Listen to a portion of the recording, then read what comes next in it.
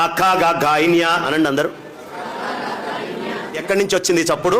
ఈ గొంతులో ఈ భాగాన్ని గుర్తించండి. కాకా గా గాయిన్యా కొండనాలిక దగ్గర వచ్చిందా? ఇప్పుడు చా ఛా జా జాయిని అనండి. అంటే కొండనాలిక కింద, నాలికకి కొంచెం పైన, ఇందాకటి కంటే కొంచెం పై భాగం వాడారు. చూసుకోండి. చా ఛా జా జాయిని. అఠాడా ఢాణ ఎక్కడి నుంచి వచ్చింది? మధ్య నాలిక నుంచి వచ్చిందా? అది మడవకుండా టాఠాడా ఢాణ అనండి చూస్తా. తాథా దా ధానా నాలిక కొస వాడకుండా అనండి. అనగలరా? పప్ప బబ్బమా అని పెదాలు వాడకుండా. మన ఋషి ఎంత చక్కగా అక్షరాలను చెక్కాడో చూడండి. ఒక తపస్సు చేయిస్తున్నాడు. ఇక్కడి నుంచి ఇక్కడి దాకా అక్షరాలతో తపస్సు చేయిస్తున్నాడు. నేను ఈ మధ్య అనుకోకుండా ఒక హాస్పిటల్ దగ్గరికి వెళ్ళటమైంది. మాకు తెలిసిన వాడిని తీసుకొని వెళ్ళాను. ఆయనకి చెయ్యి ఇట్లా వణుకుతోందమ్మా. డాక్టర్ కృష్ణ సుబ్రహ్మణ్యం గారు, ఆర్థోపెడిక్. ఆయన న్యూరో, ఆయన కూడా పక్కన కూర్చొని ఉన్నారు. ఏమండి చెయ్యి ఇలా వణుకుతోంది అన్నాడు.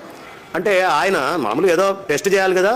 ఆయన ఏమడిగాడంటే, ఏమండి దృష్టద్యుమ్నుడు దృష్టద్యుమ్నుడు దృష్టద్యుమ్నుడు అని ఆగకుండా 10 సార్లు అనండి అన్నాడు. అంటున్నాడు, మాట రావట్లేదు. అయ్యా, ఈ మాటని బట్టి నాకు అర్థమైంది, మీ నరాలలో ఒక రకమైనటువంటి శక్తి మొత్తం కోల్పోయారు, తద్వారా మీరు బయటికి మాట్లాడలేకపోతున్నారు అని చెప్పాడు. పక్షవాతం వచ్చింది, మాటలో తేడా వస్తుందా? నరాలకి మాటకి చాలా సంబంధం ఉంది. తాతయ్య గారి పుస్తకంలో ఉండేది. పశర్లపాటి వాసుదేవయ్య శాస్త్రి గారు చాలా అద్భుతంగా రామాయణము, వాసుదేవ రామాయణం అని రాశారు. ఆయన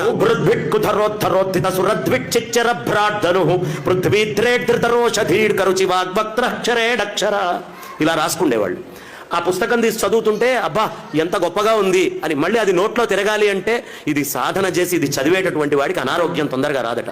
1 కిలోమీటర్ ఉరికితే ఎలాంటి శక్తి వస్తుందో మీకు నరాల్లోకి, గట్టి పద్యమో, ఒక స్తోత్రమో, ఒక నామమో ఆగకుండా చేస్తే అలాంటి శక్తి వస్తుంది.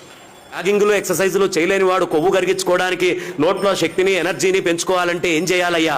వాగగ్ని. వాయు అనేటటువంటిది అగ్ని. ఈ అగ్ని, వాక్కు అనేటటువంటి అగ్ని వాయుసంధానం ఉపనిషత్తు చెప్తుంది. ఈ విధంగా గనక మీరు స్తోత్రం పిల్లలకి రోజు ఏదో ఒక స్తోత్రం గనక నేర్పిస్తూ చెప్తూ పోతూ ఉంటే చాలా బలిష్ఠులు, బలాఢ్యులు, శక్తివంతులు, బలవంతులు అవుతారు. అది ఆంగ్లంలో చెప్తే వాడు ఎలా చెక్కాడో మనకు తెలియదుగా. మన ఋషి అయితే చాలా అద్భుతంగా చెక్కి దీన్ని పెట్టాడు.